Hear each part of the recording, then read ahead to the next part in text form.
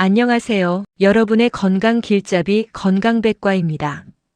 여러분, 오늘 아침에 꿀물 드셨습니까? 아마 오래전부터 몸에 좋다고 해서 드시는 분들이 많으실 겁니다.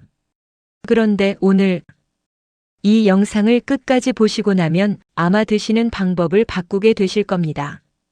오늘 이 영상을 끝날 때까지 집중해서 잘 들어주시고 구독과 좋아요 함께 해주시면 더 많은 건강 정보를 들려드리는데 큰 힘이 되겠습니다. 꿀은 인류가 수천 년 동안 사용해온 천연식품입니다. 이집트 파라오의 무덤에서 발굴된 꿀이 3000년이 지난 지금도 변하지 않았다는 사실 알고 계십니까? 하지만 오늘 제가 드리려는 이야기는 그냥 꿀이 좋더라가 아닙니다. 60세 이후 우리 몸에서 일어나는 변화와 함께 꿀을 어떻게 먹어야 진짜 효과를 볼 수 있는지, 또는 꿀과 어떤 조합으로 먹었을 때 내 질병이 나아질 수 있는지, 그리고 반대로 어떻게 먹으면 아무 소용이 없고 해로운지 제대로 알려드리려고 합니다. 여러분께 5가지를 말씀드리겠습니다. 첫째, 꿀이 실제로 우리 몸에서 하는 일, 과학적으로 밝혀진 것만 말씀드립니다. 둘째, 60대 이후 꿀 섭취가 더 중요해지는 이유. 셋째, 꿀의 효능을 제대로 살리는 올바른 섭취법. 넷째, 절대 같이 먹으면 안 되는 조합과 실수. 다섯째, 꿀이 오히려 독이 되는 분들은 누구인가? 끝까지 보시면 오늘 저녁부터 당장 실천하실 수 있습니다. 자, 시작하겠습니다. 많은 분들이 꿀을 달콤한 것 정도로만 생각하십니다. 그냥 설탕 대신 넣는 천연 감미료라고 여기시는 분도 많습니다. 하지만 꿀은 설탕과 본질적으로 다른 식품입니다. 설탕은 사탕수수에서 당분만을 뽑아낸 것입니다. 반면에 꿀은 꿀벌이 수천 개의 꽃에서 꽃꿀을 모아 벌집 안에서 수분을 날리고 효소로 변환시켜 만든 복합식품입니다. 꿀 안에는 181가지 성분이 들어 있습니다. 포도당과 과당이 대부분이지만 그 외에도 비타민 B군, 비타민 C, 칼륨, 칼슘, 마그네슘, 아연, 구리, 그리고 폴리페놀, 플라보노이드, 프로폴리스 같은 항산화 성분이 들어 있습니다. 그렇다면 꿀 한 스푼에 들어있는 비타민이나 미네랄의 양은 사실 그렇게 많지 않습니다. 칼륨이 10mg 정도, 비타민 C는 소량에 불과합니다. 그렇다면 꿀이 왜 좋은 걸까요? 핵심은 2가지입니다. 첫 번째는 항산화 성분입니다. 꿀에 들어있는 폴리페놀과 플라보노이드는 우리 몸의 세포를 손상시키는 활성산소를 억제합니다. 국제학술지에 게재된 여러 연구들이 꿀의 항산화 능력이 우리 몸의 만성 염증을 줄이는데 도움이 된다는 것을 확인했습니다. 두 번째는 항균 능력입니다. 꿀 속의 효소는 과산화수소를 미량 만들어냅니다. 이것이 세균의 성장을 억제하는 천연 항균 작용을 합니다. 영국 외과 학술지에 발표된 연구에서는 꿀이 감염된 상처 치료에 효과가 있다는 것이 확인되기도 했습니다. 그리고 꿀에는 한 가지 더 중요한 특성이 있습니다. 바로 프리바이오틱스 효과입니다. 꿀은 장 속에 유익한 세균이 잘 자랄 수 있는 환경을 만들어줍니다. 영양학 국제학술지 프론티어스 인 뉴트리션에 발표된 연구에 따르면 꿀이 장내 유익균 성장을 촉진하는 것이 확인되었습니다. 이제 꿀이 어떤 식품인지 기본적인 이해가 되셨습니까? 그렇다면 이제 60대 이후에 꿀이 왜 더 중요해지는지 말씀드리겠습니다. 여러분, 60세가 넘으면 몸이 달라졌다는 것을 느끼실 겁니다. 예전에는 잠 한숨 자고 나면 거뜬했는데 요즘은 밤에 자도 개운하지 않습니다. 입맛도 예전 같지 않고 소화가 더뎌졌습니다. 작은 상처가 나도 아무는 데 시간이 더 걸립니다. 이것은 나약해서가 아닙니다. 자연스러운 노화의 과정입니다. 하지만 이 과정을 이해하면 꿀 한 스푼이 왜 이 시기에 특별한 의미를 갖는지 아시게 됩니다. 첫 번째 변화는 만성 염증이 늘어납니다. 나이가 들수록 우리 몸은 만성 염증 상태에 노출되는 경우가 많아집니다. 의학계에서는 이것을 인플라메이징이라고 부릅니다. 염증을 뜻하는 인플라메이션과 노화를 뜻하는 에이징을 합친 말입니다. 이 만성 염증이 오래 지속되면 심혈관 질환, 당뇨, 관절염 등의 위험이 높아집니다. 꿀의 항산화 성분인 플라보노이드와 페놀산은 바로 이 염증을 줄이는 데 도움을 줍니다. 전문가들은 꿀에 함유된 플라보노이드와 페놀산 같은 항산화 성분이 염증을 줄이고 혈관을 보호하여 심혈관 건강에 도움을 줄 수 있고 관절염의 염증을 줄이는 데도 탁월한 효능이 있다고 합니다. 두 번째 변화는 소화 능력이 떨어집니다. 60대 이후에는 위산 분비량이 줄고 장의 운동 속도도 느려집니다. 그래서 소화불량, 변비, 복부 불편감이 잦아집니다. 꿀에는 아밀레이스를 비롯한 소화 효소가 들어있어 소화를 돕습니다. 특히 꿀의 프리바이오틱스 성분은 장내 유익균이 살기 좋은 환경을 만들어줍니다. 나이가 들수록 장내 유익균이 줄어들기 때문에 이 부분이 60대 이후에는 더 의미 있습니다. 세 번째 변화는 면역력이 흔들립니다. 젊었을 때는 감기에 걸려도 며칠이면 털고 일어났습니다.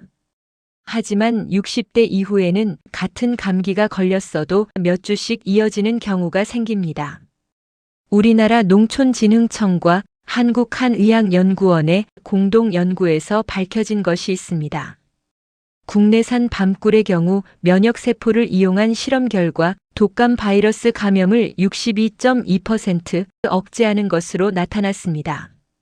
물론 사람을 대상으로 한 연구는 더 필요하지만 이 결과는 주목할 만합니다. 네 번째 변화, 혈압과 혈당 관리가 어려워집니다.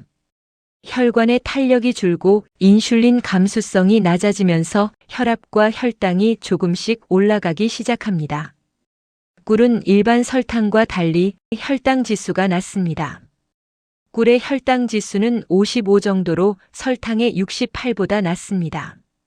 즉 꿀을 먹었을 때 혈당이 상대적으로 천천히 오릅니다. 또한 임상고혈압 저널에 발표된 연구에서 적당한 양의 꿀 섭취가 40세 이상 여성들의 혈압을 낮추는 것과 관련이 있다는 결과도 나왔습니다. 다섯 번째 변화는 수면의 질이 떨어집니다. 자다가 깨고 새벽에 눈이 떠지고 아침에 일어나도 개운하지 않습니다. 수면은 단순히 쉬는 것이 아닙니다. 자는 동안 우리 몸은 손상된 세포를 복구하고 하루 동안 쌓인 노폐물을 정리합니다. 꿀에는 수면 호르몬인 멜라토닌의 분비를 촉진하는 데 도움이 되는 트립토판이 들어있습니다. 잠들기 전에 소량의 꿀을 드시면 수면의 질을 개선하는데 보조적인 도움이 될 수 있다고 알려져 있습니다. 이렇게 5가지 변화를 살펴봤습니다. 60대 이후에는 만성 염증, 소화 저하, 면역 저하, 혈압 혈당 불안정, 수면 질 저하, 이 5가지가 조금씩 시작됩니다. 그리고 꿀은 이 5가지 모두와 어떤 식으로든 연관이 있습니다. 물론 꿀이 이 모든 것을 해결해주는 마법 같은 음식은 아닙니다. 하지만 매일 작은 습관으로 꿀을 올바르게 섭취한다면 60대 이후의 건강 관리에 분명 도움이 됩니다. 그렇다면 어떻게 드셔야 할까요? 지금부터 그 이야기를 드리겠습니다. 마트에 가면 꿀이 정말 다양합니다. 아카시아 꿀, 밤꿀, 자파꿀, 유채꿀, 수입산 꿀, 마누카 꿀. 어떤 걸 사야 할지 막막하신 분들 많으실 겁니다. 꿀의 종류에 따라 성분이 조금씩 다릅니다. 용도에 맞게 고르시면 됩니다. 먼저 아카시아 꿀입니다. 우리나라에서 가장 많이 유통되는 꿀입니다. 철분과 칼륨이 풍부해서 나트륨 배출을 돕고 혈관 건강에 도움이 됩니다. 또한 아부시스산 성분이 있어 위염이나 위궤양을 일으키는 헬리코박터균을 억제하는 데 도움이 된다는 연구 결과가 있습니다. 그래서 위염이나 위궤양을 일으키는 분들은 아카시아 꿀을 드셔야 효과가 있다고 합니다. 맛이 부드럽고 달콤해서 처음 꿀을 시작하시는 분들에게 좋습니다. 두 번째는 밤꿀입니다. 밤꿀은 색이 진하고 쓴맛이 납니다. 그래서 처음에는 낯설게 느껴질 수 있지만 면역 기능에 특히 주목할 만한 성분이 들어 있습니다. 앞서 말씀드린 농촌진흥청 연구에서 밝혀진 키누렌산이라는 성분이 밤꿀에는 다른 꿀보다 압도적으로 많이 들어 있습니다. 면역력 강화를 목적으로 하신다거나 또는 이유 없이 체력이 떨어지는 분들이라면 밤꿀을 선택하시는 것이 좋습니다. 세 번째는 자파꿀입니다. 여러 종류의 꽃에서 채취한 꿀입니다. 위장을 따뜻하게 해주고 감기와 호흡기 질환 예방에 도움이 된다고 알려져 있습니다. 환절기에 감기가 자주 오는 분들이라면 특히 권할 만합니다. 네 번째는 마누카꿀입니다. 뉴질랜드산으로 강력한 항균 성분인 메틸글리옥살이 들어 있습니다. 상처 치유나 강한 항균 효과를 원하시는 분들에게 좋지만 가격이 비쌉니다. 건강 목적의 일상 섭취라면 국내산 꿀로도 충분합니다. 자, 그렇다면 꿀을 고를 때 가장 중요한 것은 무엇일까요? 첫째, 가공을 최소화한 것을 고르십시오. 시중에는 꿀을 가열해서 거른 다음 유통하는 경우가 있습니다.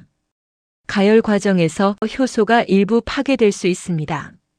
생꿀, 비가열꿀, 천연꿀, 이런 표시가 있는 것을 선택하시면 더 좋습니다.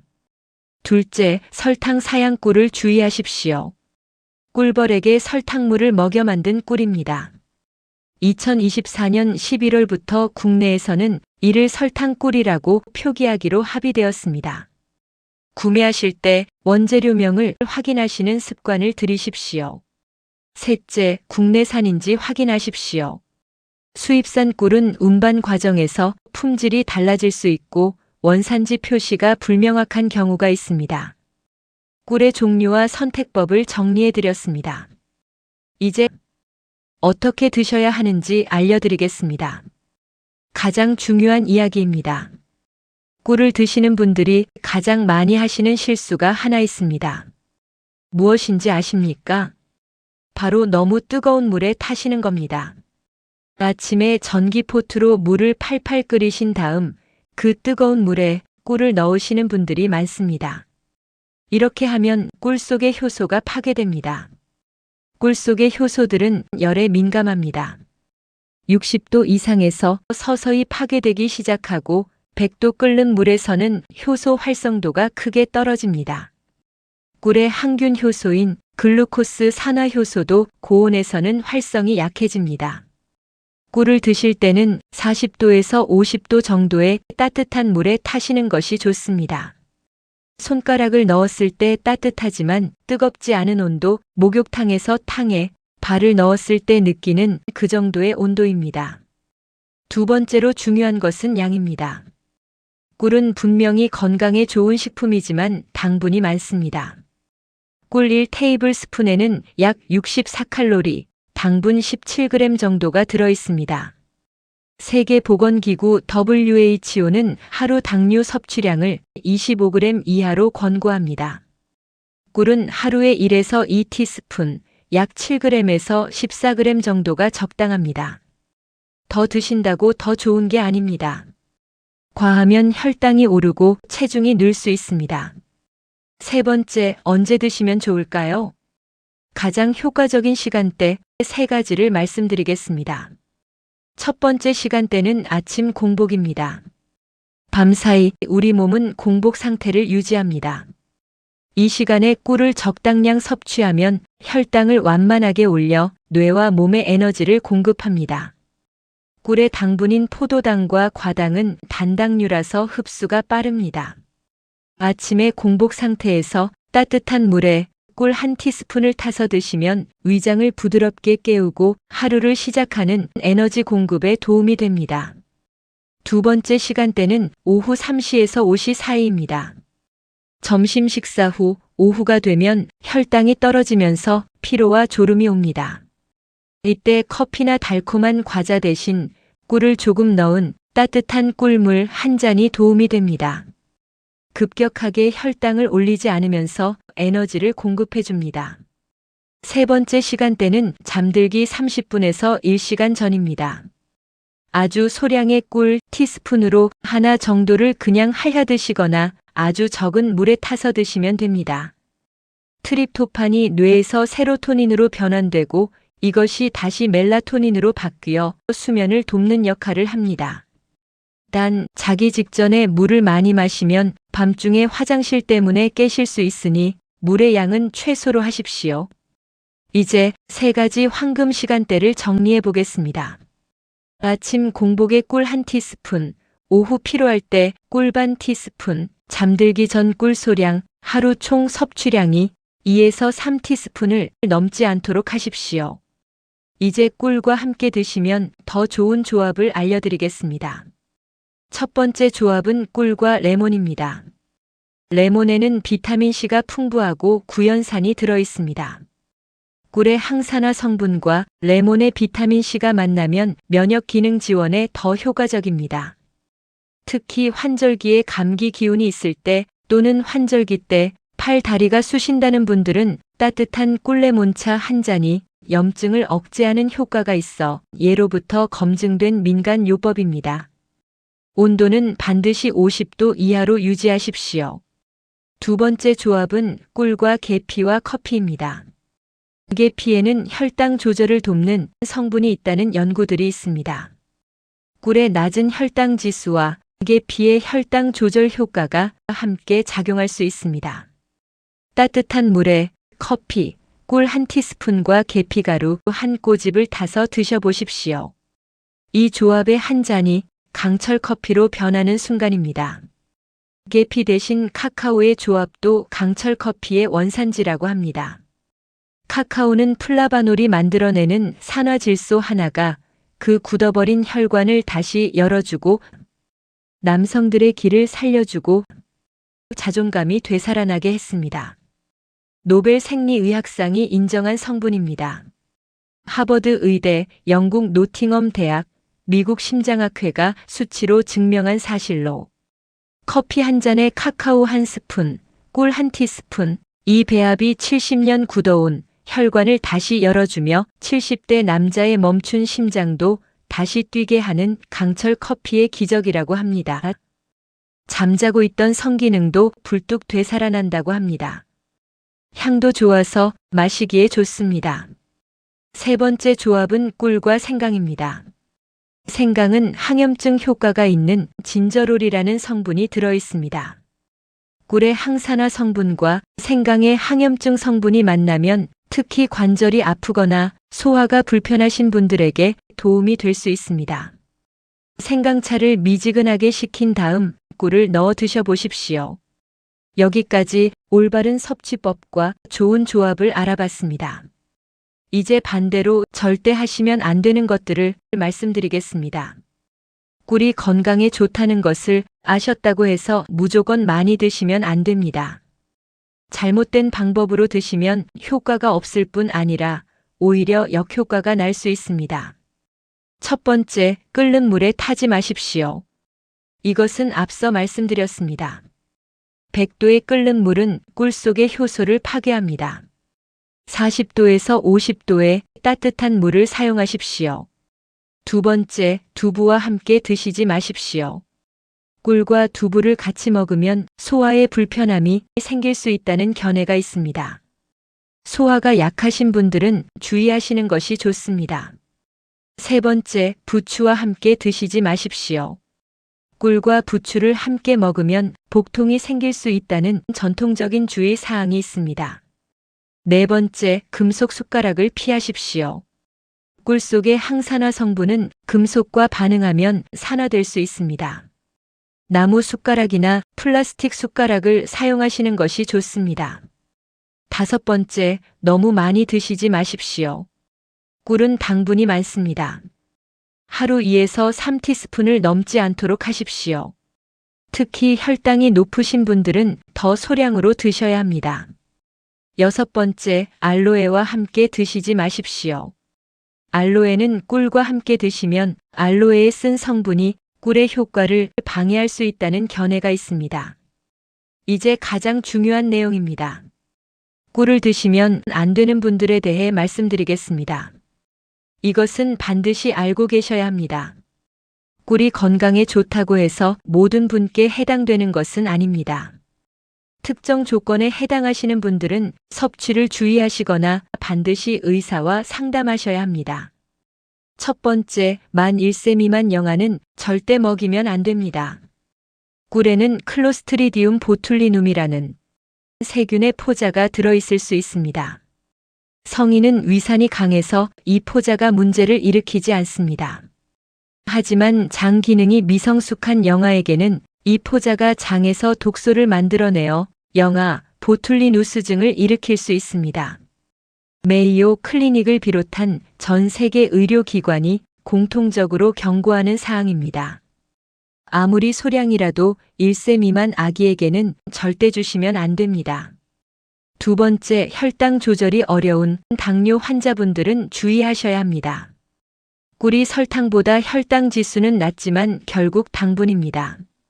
당뇨약을 드시거나 인슐린 주사를 맞으시는 분들은 반드시 주치의와 상담하신 후 섭취 여부를 결정하십시오.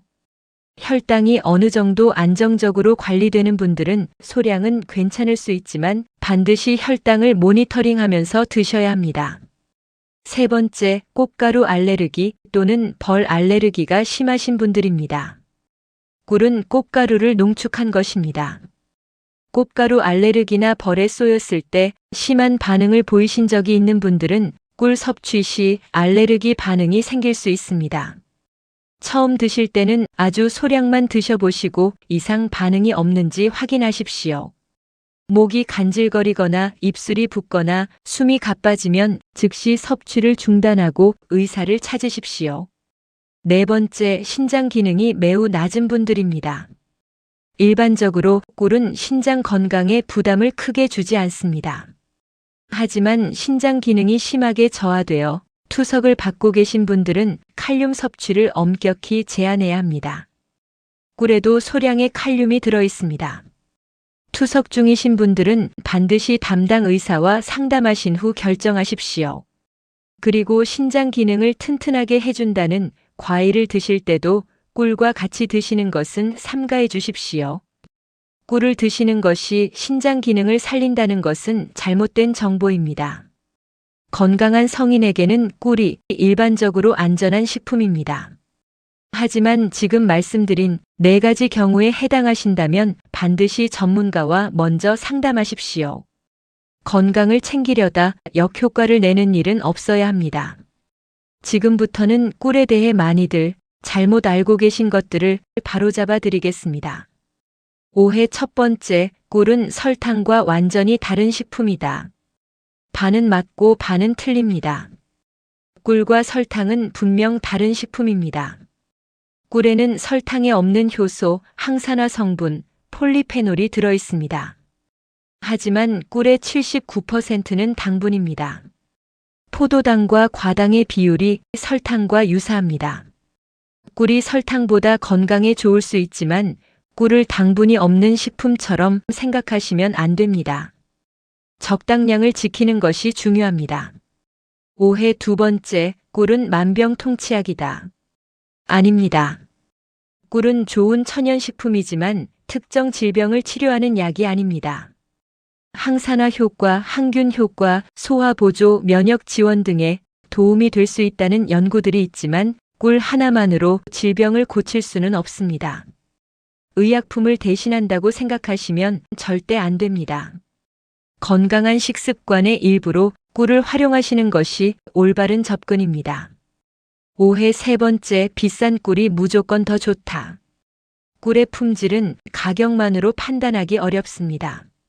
마누카 꿀처럼 특정 성분이 높은 꿀은 그 성분 때문에 비쌀 수 있습니다.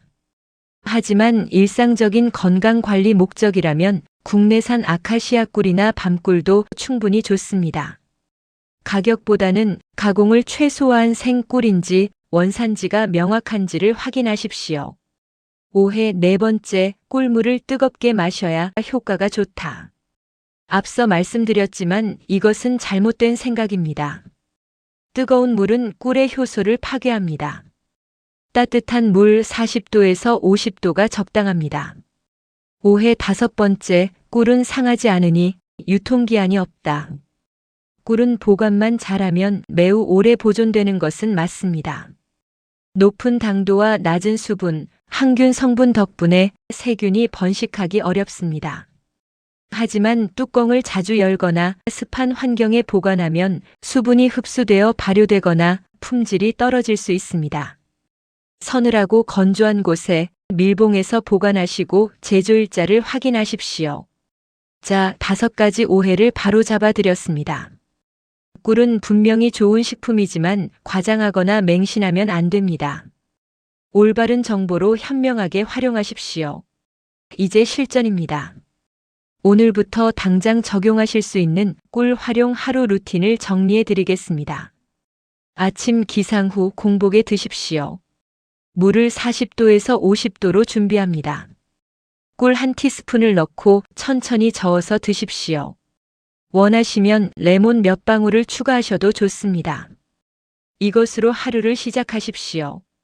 오전 중에는 꿀을 추가로 드시지 않아도 됩니다. 식사로 충분한 에너지를 보충하시는 것이 더 중요합니다. 오후 3시에서 5시 사이 피로가 느껴질 때 드십시오. 따뜻한 물에 꿀 반 티스푼, 여기에 계피가루 한 꼬집 또는 카카오 한 스푼을 넣으시면 향도 좋고 커피와의 조합으로 드시면 더 좋은 효과가 있습니다. 저녁 식사 후에는 꿀을 드시지 않아도 됩니다. 잠들기 30분에서 1시간 전 꿀 소량을 물과 함께 드시던지 그냥 꿀만 드셔도 되고 물과 함께 드신다면 물의 양을 최소로 하시고 하루 총 꿀 섭취량은 2에서 3티스푼을 넘지 않도록 하십시오. 꿀의 하루 권장 섭취량은 25g에서 30g이지만 혈당이 걱정되시는 분들은 더 줄이십시오. 꿀은 어떤 용기에 보관하십니까? 플라스틱 용기보다는 유리 용기가 좋습니다. 뚜껑을 잘 닫아 습기가 들어가지 않도록 하십시오. 냉장고보다는 서늘하고 어두운 상온이 더 좋습니다. 냉장고에 넣으면 굳어서 사용하기 불편해집니다. 이 루틴을 꾸준히 2주에서 4주 정도 지속하시면 소화가 편해지고 아침에 일어나는 것이 덜 무겁고 오후 피로가 덜하다는 것을 느끼시는 분들이 많습니다. 물론 개인마다 다를 수 있고 이것이 의학적 치료를 대신하는 것은 아닙니다. 하지만 건강한 생활 습관의 하나로 꾸준히 실천해 보십시오. 여러분, 오늘 긴 시간 함께 해주셔서 감사합니다. 오늘 말씀드린 핵심을 딱 5가지로 정리해 드리겠습니다. 하나, 꿀은 항산화, 항균, 프리바이오틱스 효과가 있는 천연식품입니다. 과학적으로 확인된 효능만을 기대하십시오. 둘, 60대 이후에는 만성염증, 소화 저하, 면역 저하, 혈압혈당 불안정, 수면 질 저하가 시작됩니다. 꿀은 이 부분들을 보조적으로 도울 수 있습니다. 셋, 반드시 40도에서 50도의 따뜻한 물에 타서 드십시오. 끓는 물은 효소를 파괴합니다. 넷, 하루 2에서 3티스푼을 넘지 마십시오. 꿀도 당분입니다. 양을 지키는 것이 중요합니다. 5. 1세 미만 영아, 혈당 조절이 어려운 당뇨 환자, 꽃가루 알레르기가 심한 분, 투석 중인 분들은 반드시 의사와 상담하십시오. 오늘부터 냉장고 옆에 꿀 한 병을 두십시오. 아침에 일어나서 따뜻한 물 한 잔에 꿀 1티스푼. 이 작은 습관 하나가 60대 이후의 건강을 지키는데 도움이 될 것입니다. 이 영상이 도움이 되셨다면 함께 사시는 가족, 이웃 어르신들께도 공유해 주십시오. 좋은 정보는 나눌수록 가치가 있습니다. 오늘 영상 끝까지 함께 해주셔서 감사합니다. 건강백과를 찾아주신 모든 분께 감사의 인사를 드리면 다음 영상에서도 근거 있고 실용적이고 검증된 건강 정보로 다시 찾아뵙겠습니다. 건강하고 행복한 하루 보내세요. 건강백과는 여러분의 건강한 삶을 응원합니다. 감사합니다.